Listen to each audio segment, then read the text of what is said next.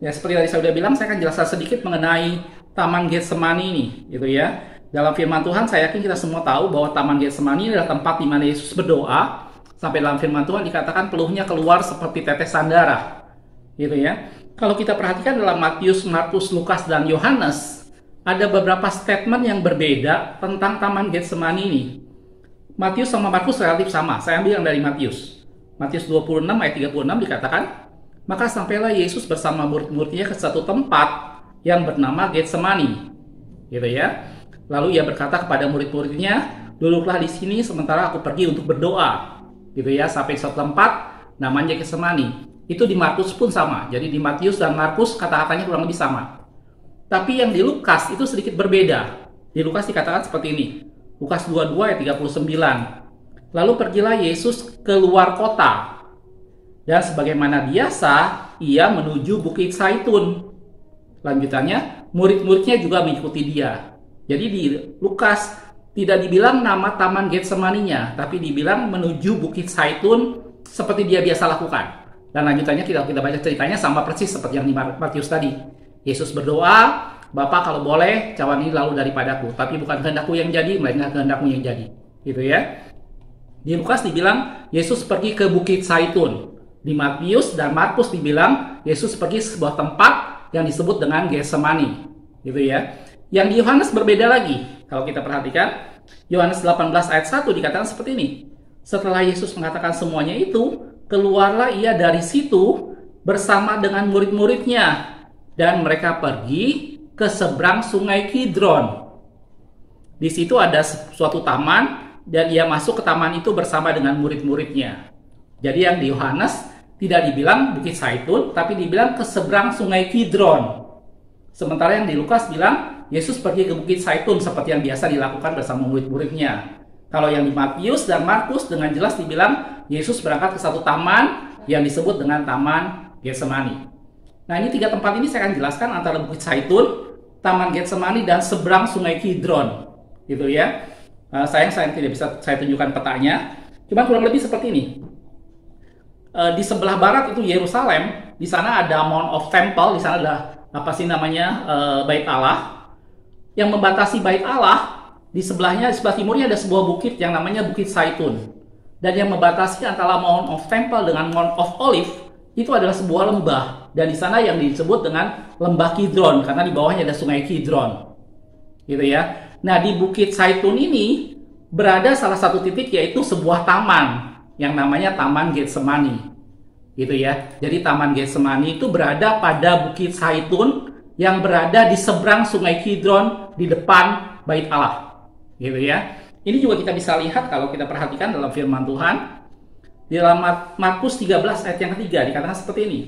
Ketika Yesus duduk di atas Bukit Zaitun berhadapan dengan Bait Allah, jadi posisinya memang Bukit Zaitun berada di sebelah timur dari Yerusalem atau dari Bait Allah. Karena itu di salah satu gambar tadi kita lihat bagaimana proses penggalian itu di depannya persis ada Dome of Rock, ya, kubah emas, di mana di sana bekas tempat ada Bait Allah. Gitu ya. Dan dikatakan dalam Markus 13 ayat 3 tadi, Yesus duduk di atas Bukit Zaitun berhadapan dengan Bait Allah. Gitu ya. Lanjutannya Petrus, Yakobus, Yohanes, dan Andreas bertanya sendirian kepadanya. Itu cerita tentang kedatangan tanda-tanda akhir zaman. Gitu ya. Cuma di sini membuktikan bahwa Bukit Zaitun berada berhadapan dengan Bait Allah. Dan yang membatasi itu adalah sebuah lembah, di mana di lembah itu ada sungai yang namanya Sungai Kidron. Dan lembah itu pun disebut dengan Lembah Kidron. Gitu ya. Jadi betul, Yesus berjalan ke arah seberang Sungai Kidron, naik ke Bukit Zaitun, dan di Bukit Zaitun itu adalah sebuah taman yang namanya Taman Getsemani. Gitu ya. Itu juga kita bisa lihat dalam Lukas 21 ayat 37. Dikatakan seperti ini. Pada siang hari Yesus mengajar di Bait Allah. Jadi siang hari Yesus ada di Bait Allah, Mount of Temple, gitu ya. Dan pada malam hari ia keluar dan bermalam di gunung bernama Bukit Zaitun. Gitu. Jadi tadi saya bilang, Bukit Zaitun letaknya di sebelah timur dari Bait Allah, dibatasi oleh sebuah lembah atau sungai yang namanya Sungai Kidron. Gitu ya. Dan jarak ini sebenarnya tidak terlalu jauh. Kalau kita perhatikan dalam firman Tuhan, jarak dari Bukit Zaitun itu kurang lebih sekitar seperjalanan Sabat jauhnya. Gitu ya.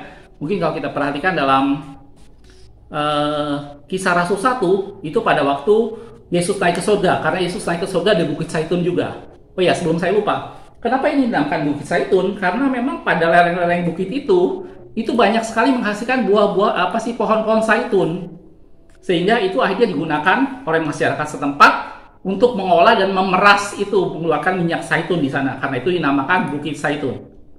Gitu ya. Kembali ke cerita yang tadi. Di Kisah Rasul pada waktu Yesus naik ke surga, Yesus naik ke surga juga dari Bukit Zaitun. Dan malaikat Tuhan berjanji bahwa seperti dia naik, di sana juga dia akan turun.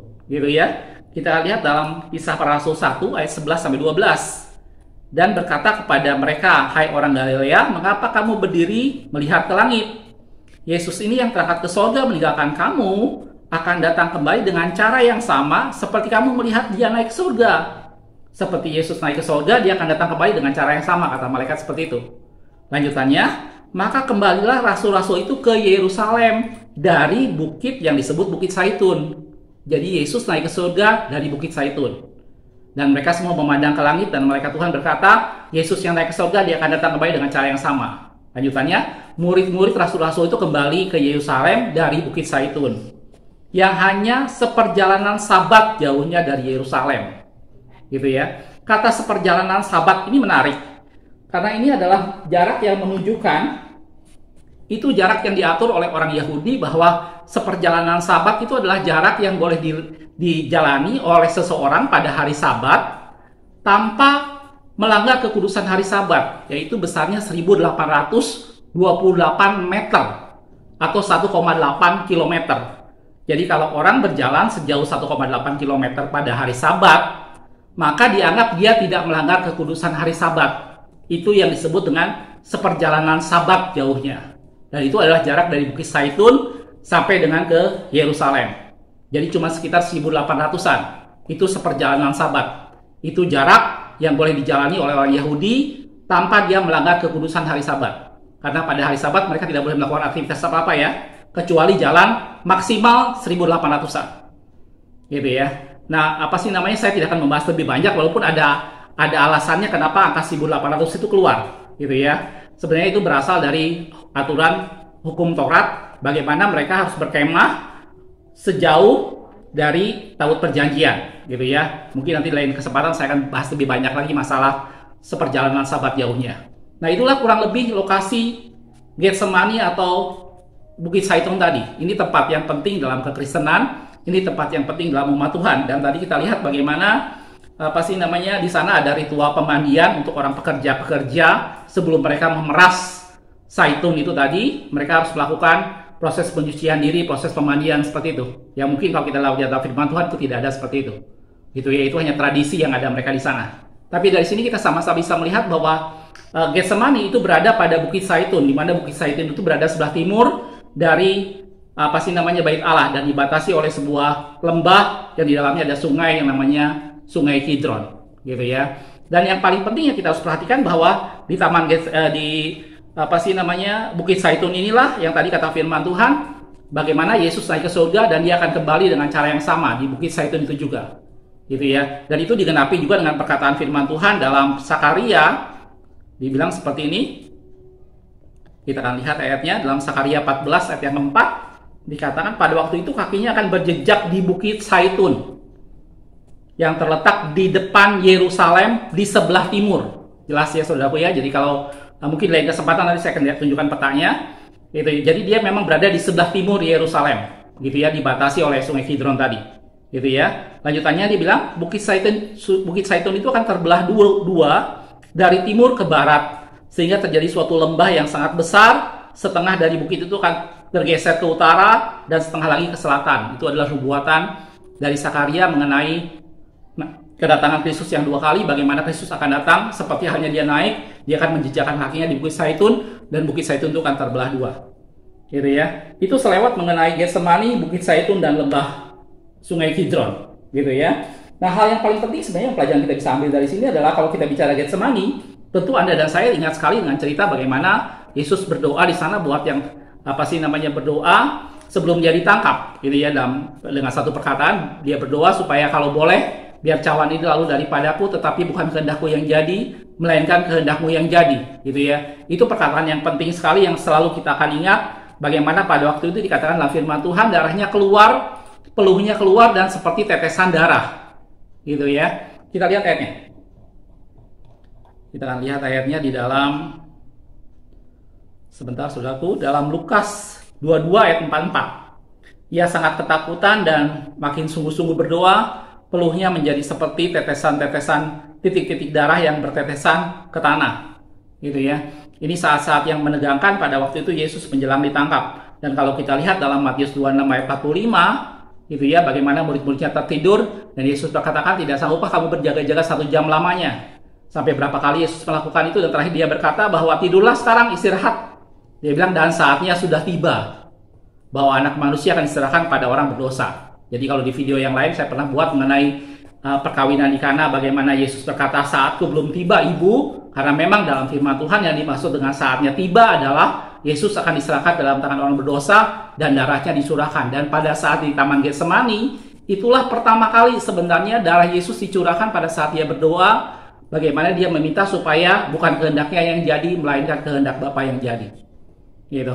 Nah dari sini sebenarnya kalau kita perhatikan, penebusan yang pertama kali Yesus lakukan buat dosa kita adalah dia menebus kita dari pemberontakan kita. Karena pada waktu itulah buat pertama kalinya orang mulai mengungkapkan sesuatu, mulai diungkapkan bahwa bukan kehendaknya yang jadi, melainkan kehendak Bapa yang jadi. Sejak dari pertama manusia jatuh dalam dosa, manusia selalu berpikir tentang kehendaknya sendiri. Manusia selalu berpikir tentang melakukan sesuatu yang dia anggap paling baik. Ketika dia melihat buah itu menarik dan enak dipandang mata, maka dia mengabaikan firman Tuhan dan dia melakukan pemberontakan dari sana. Dan dari sanalah akhirnya lahir dosa. Dan darah Yesus yang pertama kali dicurahkan, dia memang menanggung penyakit kita, dia menanggung kelemahan kita, bilur-bilurnya menyembuhkan kita, tetapi pertama kali dicurahkan, itu menebus pemberontakan kita. Karena itu statement yang pertama kali keluar adalah, bukan kehendakku yang jadi, melainkan kehendakmu yang jadi. Itulah yang pertama kali mengakibatkan darah Yesus keluar menebus kita. Gitu ya. Dalam firman Tuhan dikatakan, Yesaya 53 ayat yang kelima dikatakan, sebab ia tertikam oleh karena pemberontakan kita. Gitu. Kalau kita perhatikan perjalanan umat Israel keluar dari tanah Mesir, hal yang paling bermasalah pada mereka adalah mereka bangsa yang tegar tengkuk. Mereka bangsa yang tidak mau diajar. Mereka bangsa yang memberontak. Mementingkan kemauannya sendiri, mementingkan kehendaknya sendiri. Gitu. Dan itu yang mengakibatkan mereka tidak bisa masuk tanah perjanjian kecuali yang 20 tahun ke bawah. Gitu. Dan Yesus menebus kita pertama kali adalah dari pemberontakan kita. Dari pemberontakan inilah lahir dosa. Dan supaya kita semua diselamatkan, maka benih pemberontakan itu harus ditebus. Benih pemberontakan itu harus Yesus tebus dengan darahnya. Dan itu Yesus lakukan di Taman Getsemani pada saat dia berkata, bukan kehendakku yang jadi, melainkan kehendakmu yang jadi. Kita lanjutkan yang tadi. Tetapi ia tertikam oleh karena pemberontakan kita, dia diremukkan oleh karena kejahatan kita. Ganjaran yang datang keselamatan bagi kita ditimpakan kepadanya, dan oleh bilur-bilurnya kita menjadi sembuh.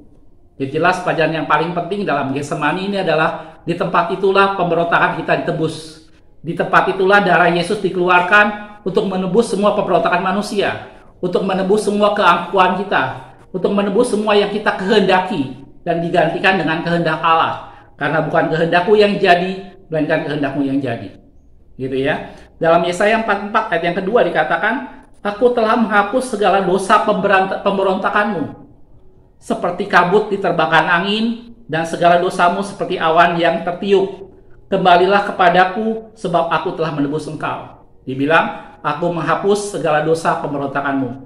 Kembalilah kepadaku, karena aku telah menebus engkau. Yang pertama kali Yesus lakukan adalah benih yang melahirkan dosa, yaitu pemberontakan, ditebus dengan darahnya di Taman Getsemani. Gitu ya. Satu ayat yang terakhir dalam Yesaya 36 ayat 26 dikatakan, aku akan memberikan hati yang baru dan roh yang baru dalam batinmu. Aku akan menjauhkan dari tubuhmu hati yang keras, dan kuberikan kepadamu hati yang taat. Ini pelajaran yang baik yang kita bisa ambil dari Getsemani. Kita belajar tidak lagi mengutamakan apa yang kita mau, tidak lagi mengutamakan kehendak kita, tapi kita belajar untuk mengerti biar kehendak Tuhan yang jadi dalam kehidupan kita. Gitu ya. Menjelang akhir tahun ini mungkin biasanya menjelang akhir tahun orang mulai membuat resolusi. Gitu ya, orang mengevaluasi yang sudah lalu dan membuat resolusi buat tahun depan. Mungkin banyak target, banyak rencana yang direncanakan, tapi seberapa jauh kita belajar memasukkan rencana Allah dalam resolusi kita. Seberapa jauh kita memasukkan kehendak Allah menjadi bagian yang kita akan lakukan di tahun depan. Makasih sudah menonton. Kita ketemu di video berita berikutnya. Aku melihat, aku memandang, aku memperhatikan, dan meraih satu pelajaran di dalamnya. Tuhan Yesus memberkati.